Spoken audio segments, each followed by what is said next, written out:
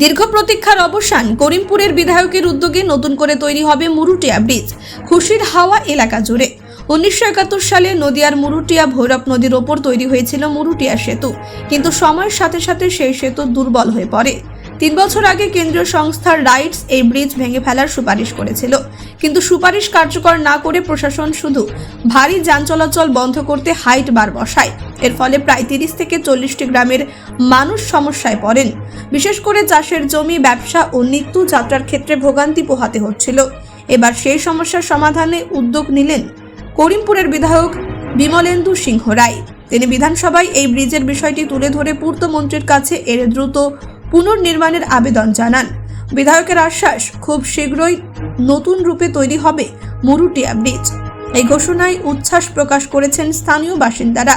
দ্রুত কাজ শুরুর দাবিও জানিয়েছেন তারা। ব্যুরো রিপোর্ট, নির্ভীক বার্তা।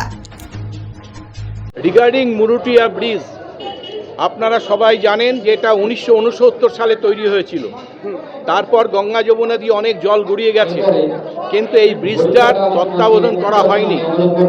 এমন সময় আমাকে বলা হয়েছিল, আমি এটা অ্যাসেম্বলিতে তুলেছিলাম।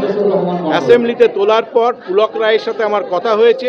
পুলকবাবু আমাকে কথা দিয়েছেন যে আমরা খুব তাড়াতাড়ি এই ব্রিজটা করে দেব, এবং যাতে তাড়াতাড়ি করে দেয় তার জন্য আমি একদম ওতপ্রোতভাবে লেগে আছি, এবং আমি আশা করি এটা সুন্দরভাবে ব্রিজটা তৈরি হবে। আমার অত্যন্ত খারাপ লাগে যে ওই এলাকার মানুষ যারা উপকার পাবে তারা কিন্তু যে কোনো কারণেই হোক না কেন একটা খোঁচা দেওয়ার একটা প্রবণতা বেড়ে গেছে। এইটাকে একটু কমাতে হবে। আর সবাই মিলে বিরোধীদের চক্রান্ত, আমি বিরোধীদের চক্রান্ত বলবো না, কিছু মানুষ থাকে যারা সব একটুখানি কোনো ব্যাপারে উৎসাহিত হয়ে একটা জিনিসটাকে নষ্ট করার প্রবণতা দেখায়।